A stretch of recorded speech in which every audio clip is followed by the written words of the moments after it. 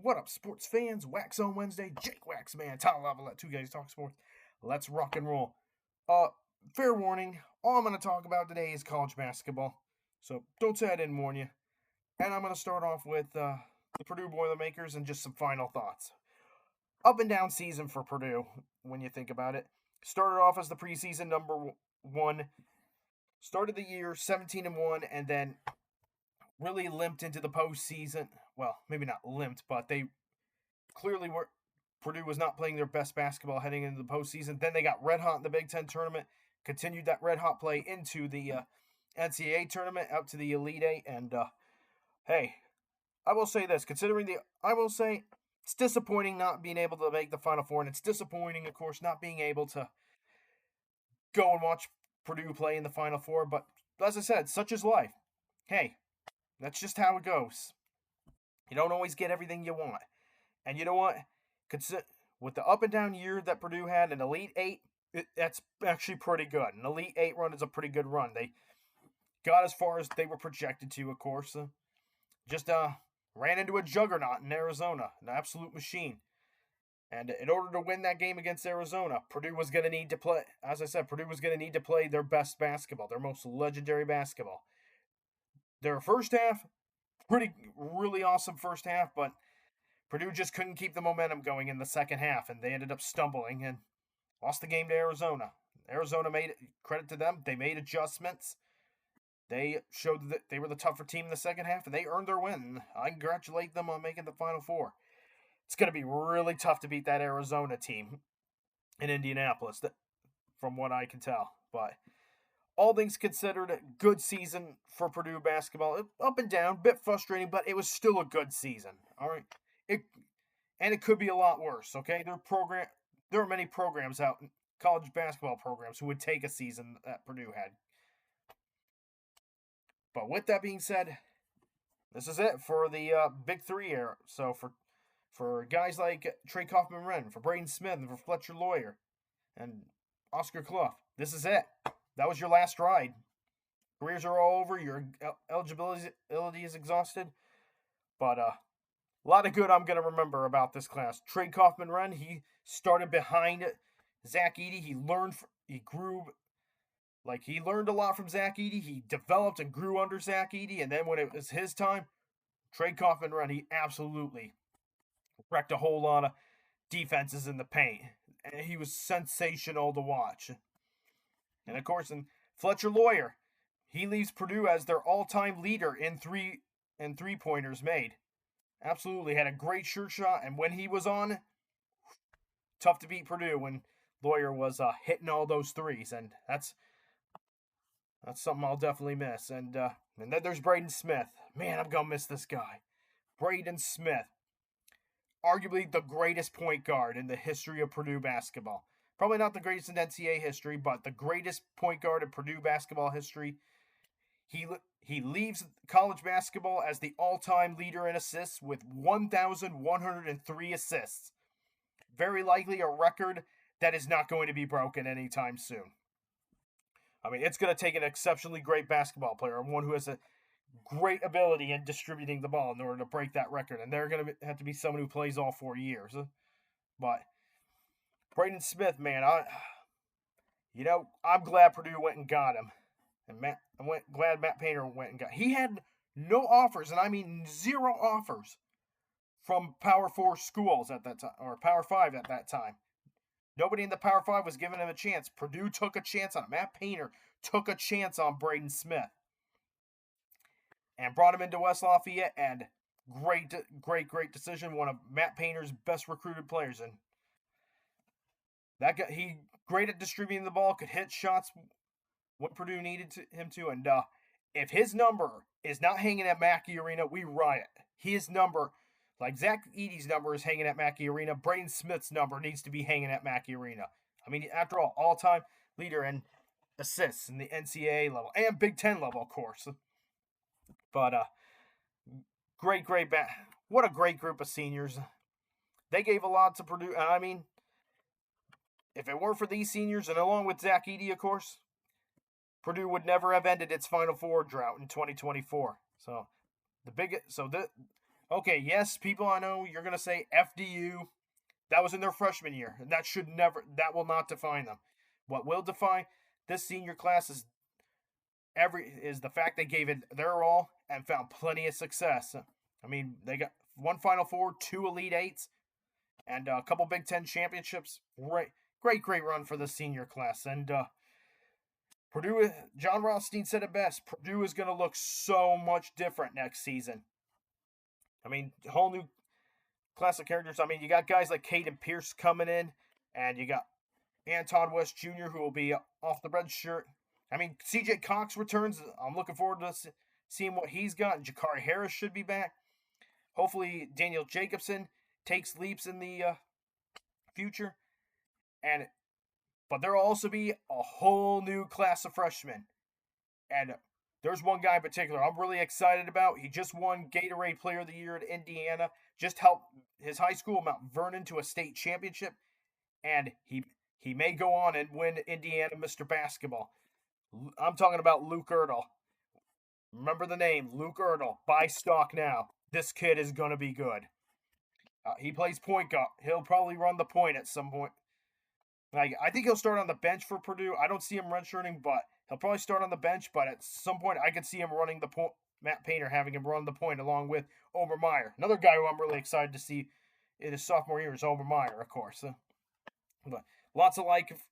So next year could be a difficult season for Purdue in terms of like just trying to get to the NCAA tournament. It wouldn't surprise me if they just barely get there, but this is going to be a rebuilding year for Purdue, no question. But there's a lot to be excited about. And point guard Luke Ertl, incoming freshman Luke Ertl, really excited to watch him play. And he is one of 4 new Boilermakers that will join the team next season. Really excited to watch what he has to offer for Purdue basketball. But I'll end this video by saying this. Braden Smith, Fletcher Lawyer, Drake Hoffman-Wren, and yes, you too, Oscar Club. Thank you for everything you gave to Purdue basketball. Thank you for being Boilermakers. And thank you for raising the bar at Purdue University with your hard work. Gonna miss those guys. All right, shifting gears. Now, before I shift gears, actually, on second thought, before I shift gears, there's a couple things that need to change for Purdue basketball. New defensive scheme going into next season. Like, probably going to need to make changes in the defensive coaching. Pains me to say that. I think also recruiting. We gotta recruit more athletes. All right, we gotta recruit guys with athletic ability, length, because that stuff has been giving Purdue all sorts of trouble in the NCAA tournament. 2024 national championship and Arizona of this season. That comes to mind.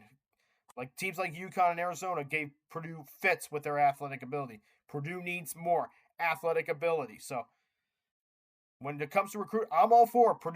Purdue needs to get guys out of the portal. Still got to work that portal, but get guys out of high school. So happy balance between those two. So to repeat, happy balance of recruiting between portal and high school. Got to recruit more athleticism and length and speed. That'll be critical. And a new defensive scheme is necessary for Purdue basketball to succeed going forward. Especially if they want to get back to the Final Four and win a national championship in the future. Got to do that. So the dream of watching Purdue in the Final Four in Indy 2026, that dream is dead. But on the bright side, there is always 2029 because the Final Four is going to be in Indy again in 2029. So if you're the Boilermaker Nation, you can look forward to that. Boiler up. All right, shifting gears. So now I'll get right to the Elite Eight. So me and Tyler Lavalette, we talked about the not the Final Four, but the Sweet 16 on Friday. It's Elite Eight time. So here's Elite Eight. Okay, I'll start with Illinois and Iowa. Great run for Iowa. I was really hoping they would get to the Final Four. I mean, Ben McCollum, he's got a bright future as the head coach of Iowa. That guy's going to be, and if he doesn't stay at Iowa the whole time, he'll be successful wherever he goes after Iowa. I got a feeling a lot of schools are going to try and poach him in the future. So we'll see how long he stays at Iowa. But that guy, he's turned that Iowa team around big time. Iowa had not gone to a Sweet 16. Iowa had not gone to a Sweet 16 since the late 1990s, and they had not gone to an Elite Eight since 1987. So, Ben McCollum in year one ends two droughts that had been plaguing Iowa basketball. Unfortunately, they just didn't have enough in the end to really take down a very physical and big Illinois team and a very talented Illinois team in the end to go to the Final Four. Illinois was just the size of Illinois and the athletic ability as well as the talent was just too much for Iowa to really overcome. But Iowa's got a bright future under Ben McCollum. And that guy's he's got a bright future. He's going to be a great coach. He's already got Iowa in a much better spot. The Big Ten just got a lot more interesting. And once more, kudos and congrats to Illinois. First Final Four since 2005, the year they almost won the national championship and lost to a great North Carolina team. But I got to give Brad Underwood his flowers, man. He's done a great job building up a culture at Illinois and restoring that level of ability that Illinois has had as a basketball team throughout the years. They had really slipped in the early 2000s, but Brad Underwood has slowly but surely has done a great job rebuilding up this Illinois program, and finally he gets rewarded with a Final Four. Sorry. At first, I wasn't the biggest fan of Brad Underwood, but he's grown on me. Like I don't like Illinois, but I don't dislike Brad Underwood. I think he's grown on me. He seems kind of more like admittedly, a grandfather figure. Not like a very old grandfather figure, but a guy who's well-traveled and that stuff. Like, he's not old, okay, by college basketball standards. So, but he's done a great job building up this Illinois program. He's been on quite a journey himself, and now he's got a big opportunity in the heart of Indy to go and win a national championship. He'll have a tough challenge ahead there. And by the way, I feel so bad for the kids that were at that game because the buzzer broke. Like the buzzer that goes off or the horn that goes off when players sub in, or the buzzer that goes off when the time runs out. It broke during the game, and it was making this loud electrical screeching noise. And I can only imagine that hurt so many ears. I'm glad I wasn't there. That would have hurt my ears. I feel bad for all the kids there because that hurt their ears. So that's one side story coming out of March Madness or the Elite Eight of this year. Broken buzzer or broken horns, to say the least. Oh my gosh. Horns. Okay, shifting gears. You guys heard what my thoughts on the Elite Eight between Purdue and Arizona. Purdue, they had them in the first half and just couldn't, for one reason or another, just couldn't keep the momentum going in the second half. Arizona was just too good for Purdue. And I think right now Arizona is probably the team to beat in the Final Four this year. I think Arizona's going to win it this year. I kind of thought to myself, whoever wins between Purdue and Arizona is probably going to win it. But, and maybe, okay, I did not give Arizona the respect I should have when I was making a bracket. And yes, I'm biased for my Boilermakers. What else is new? But kudos to Arizona and congrats to them on making their first Final Four since 2001. Oh, they are going to be so tough to beat. Michigan and Tennessee. All right, a lot of respect for Rick Barnes. All right, that guy's done a great job. 3 straight Elite Eights with Tennessee. That's an impressive accomplishment. Unfortunately, with those 3 straight Elite Eights have also come 3 straight losses in those Elite Eights. And the Tennessee men's basketball team that program still has yet to make a Final Four. Tennessee is the winningest program in NCAA men's basketball to never make the Final Four. And making 3 straight Elite Eights without a Final Four appearance, that is a whole new level of pain. And my heart hurts for those guys at Tennessee and for Rick Barnes.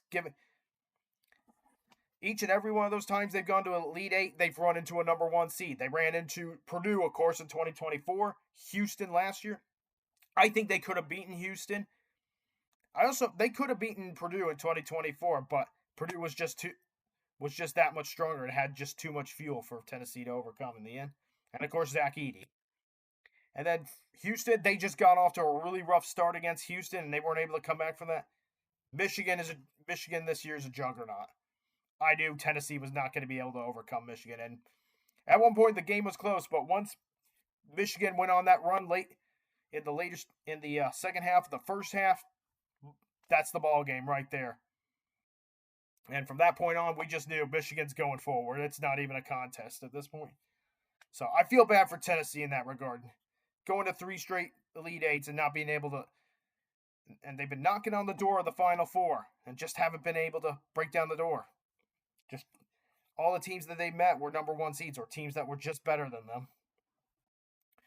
So congrats to Michigan, by the way. Another Final Four. And Dusty May, in just 2 years, he's already got Michigan in the Final Four. That's really impressive. And then finally, oh my goodness, the best game, or at least the best finish of March Madness, or the worst, depending on who you were rooting for in this game. UConn and Duke. Oh, Duke, you had it. Duke had it. They had a second straight Final Four appearance right there. And they blew a big lead, just like North Carolina this year. They blew a big lead. And credit for you to UConn. They fought back. Can never count out Dan Hurley. That is for sure. But oh my goodness. So there's always 2 sides to this story. So you got the UConn side, which they made an incredible play on defense in those final seconds to get the ball back. And how about this? Braden Mullins, Mr. Basketball out of Indiana, scores the kill shot that sends UConn to the Final Four for the 3rd time in 4 seasons.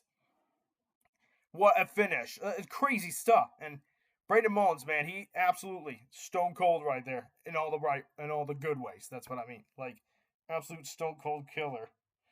Holy cow. And then there's the Duke side of it.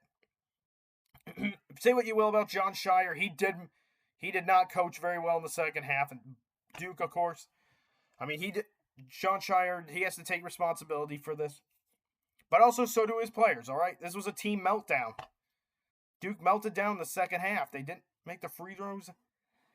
And then, here's the thing. I've never seen anything like this. Oh my goodness. My goodness. Caden Boozer, he had the ball. 10 seconds to go in the game. And believe it or not, sports fans, all Caden Boozer had to do, was hold on to the basketball for 10 seconds. And here's the thing. He actually could have done that and just hold on to the ball or tried to get UConn to foul. Because at some point, UConn, if he holds on to that basketball, UConn would have had no choice but to foul him. With like 5 or 4 seconds left. And instead, Caden Boozer, bless his heart, God bless him, but he made a really big mistake. Okay, UConn also made an impressive play to defend that pass, but he tried to pass over 2 UConn defenders, and they blocked it. And of course, Alex Caravan gets the ball. He passes it off to Braden Mullins, who sunk the game-winning 3 in the end. But when Caden Boozer got the ball, there was 10 seconds left. He could have just held on to that ball in the Duke's own side of the court. Here's the thing. Yes, I know there is a rule in college basketball called the 10-second rule. But in this case, Duke would not have been penalized for the 10-second rule because there literally was only 10 seconds left in the game. All Caden Boozer just needed to hold on to the basketball. He could have dribbled backwards or done a loop in their own court. And UConn would have had no choice but to foul him there. But, you know, that's the thing. Freshmen are going to make mistakes. And you know what? What Caden Boozer did, that's a genuine freshman mistake. You know, sometimes it's a stressful situation. These March Madness games are so stressful that you're going to make mistakes. And unfortunately, Caden's mistake cost Duke a spot in the Final Four. But it wasn't just his mistake. Duke, he should have never been in that position, too, to begin with, because Duke should have done a better job defending that lead and locking down UConn. But they didn't. So, Players and coaches on that team get all the blame alike. And once again, and you know what? This is why these one and done type teams like Duke, this is why they never win national championships, because they're just too young to handle the pressure that comes from experienced teams. Like at some point, you're going to run into a very experienced team. Duke ran into Houston last year, and they should have beat Houston, but they blew that lead. And then same thing with UConn. They blew a lead. They blew the lead 2 years in a row. 2 years in a row. John Shire's Duke Blue Devils blew the lead late in the game. And that's the thing. That's why. First of all, look, I'm glad my Purdue Boilermakers don't run a one and done program. Like you just can't have a starting team of one and dones, like a starting five of one and dones. Guys are going to go to the NBA and expect to win a national championship, because at some point in the tournament, you're going to run into a very experienced team. And that experienced team is going to find a way to beat you, whether it's a blowout or a really close game or in the final minutes.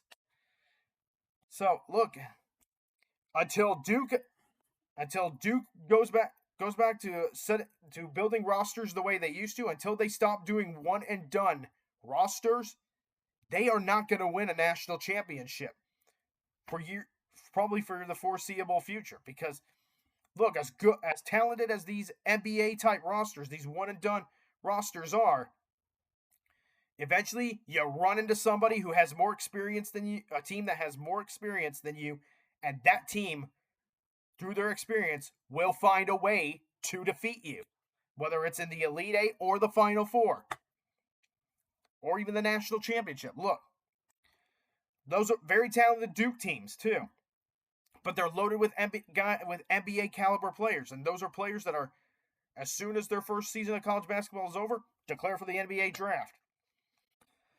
Bottom line is, if John Shire and Duke want to win another national championship, you gotta construct a roster built on experienced guys who have been playing at the college level for like 3 to 4 years. You need experience to win a national championship. So, this has just been my thoughts on the Elite Eight, and now we go to the Final Four. So, I'll give you my Final Four predictions. So, we'll start Illinois and UConn. This should be a really good game. Illinois, they got size, they got skill, they got that physical ability, that athletic ability. But this is a very experienced UConn team. And you know what? I made the mistake of counting them out, especially when I was making a bracket, my predictions for my bracket. I had them in the Elite Eight. I should have picked them over Duke. I'll confess that. I didn't know what to expect out of UConn, but you really just can't count them out. Dan Hurley, man. Say what you will about him. You know, some will say he's insufferable. And I do think he's insufferable, but he's a goofball too. But he's a genius. And he deserves respect, because for all his faults as being a coach that always just screams a lot at the referees and says some nasty things, the guy is one of the greatest coaches in NCAA history, okay? And I know he's going to have this team ready to play and motivate. You got with the leadership of Alex Caravan. So you're going up against a team in Illinois that is full of guys from Eastern Europe, like Lithuania, for example. You got a lot of guys, like 5 guys on the Illinois roster who are from Eastern Europe, or countries from Eastern Europe. And they're very talented. They're big. They're athletic. They can shoot the three. And you also got guys like Keaton Wagler. Wagler's probably going to be a lottery pick. That guy can shoot the ball. He's good, and he's one of the big reasons Illinois made it back to the Final Four this year. And I should have given Illinois a lot more respect, too. I had them in the round of 32.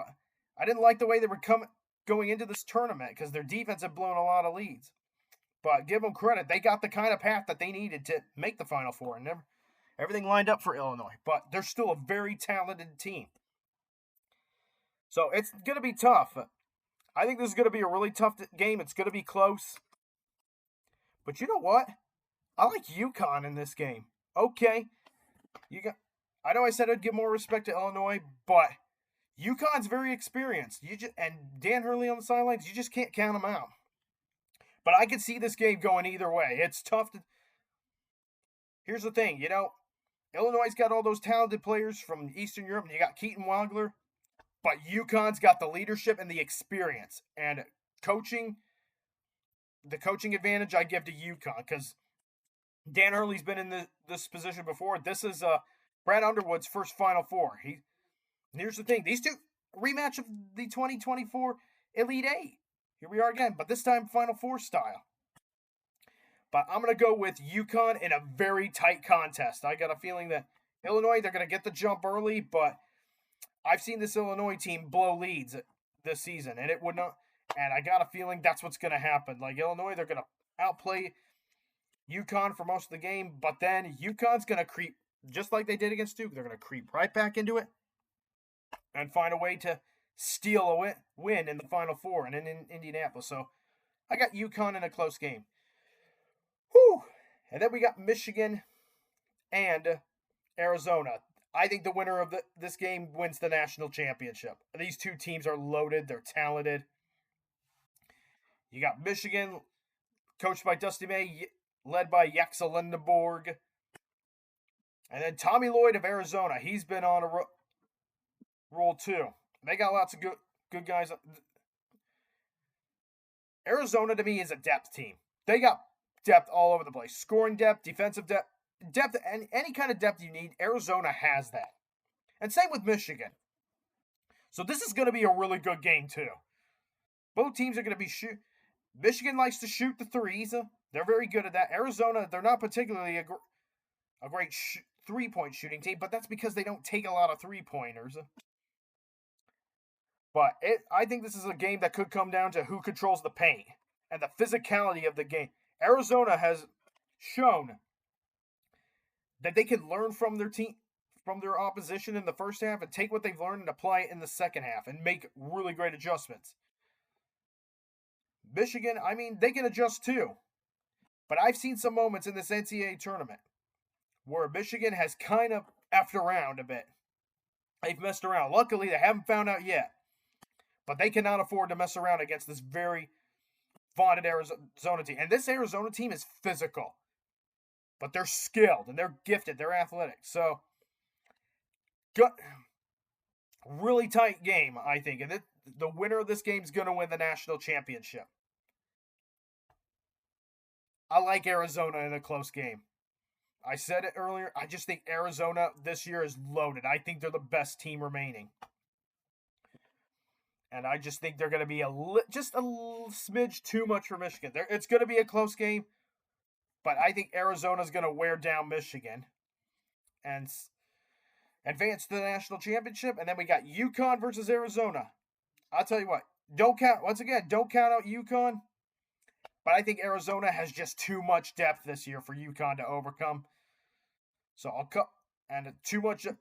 Any kind of depth, like I said, any kind of depth you need. Arizona's got it. UConn's got that experience and those veterans on their team.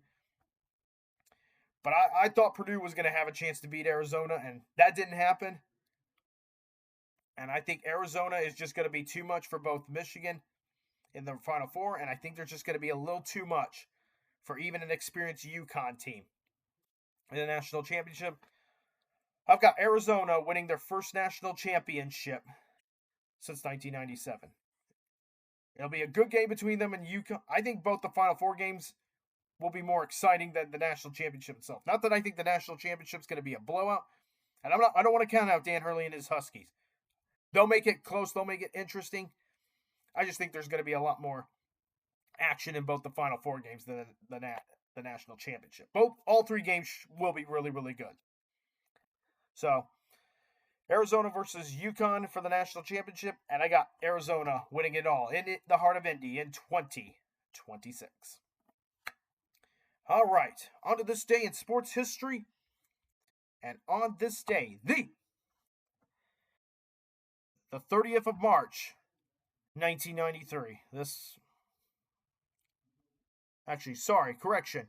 1st of April, 1993. April 1st, 1993, reigning NASCAR Winston Cup champion Alan Kulwicki perishes in a private plane crash en route to Bristol for the Food City 500. one of NASCAR's had a lot of dark days, and auto racing itself has had a lot of dark days when it comes to these deaths, and this is one of the darkest for the sport of NASCAR. Sports fans, before I sign off, I just want to comment on one more thing, and I'll give it a quick comment. So, for those of you who have not heard, Jaden Ivey, he was let go of the Chicago Bulls today for speaking out against the LGBTQ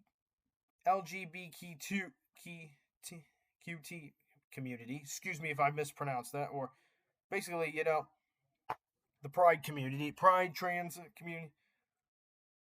So he spoke some stuff against the activism that the NBA promotes, and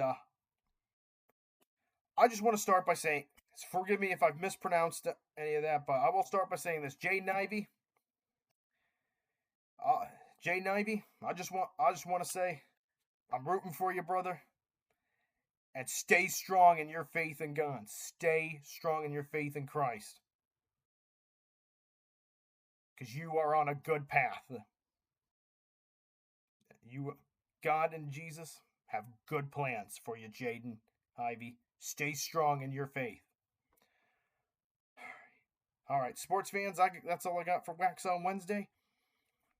And just a reminder, no Friday Roundtable because the studio is closed due to Good Friday and spring break, of course.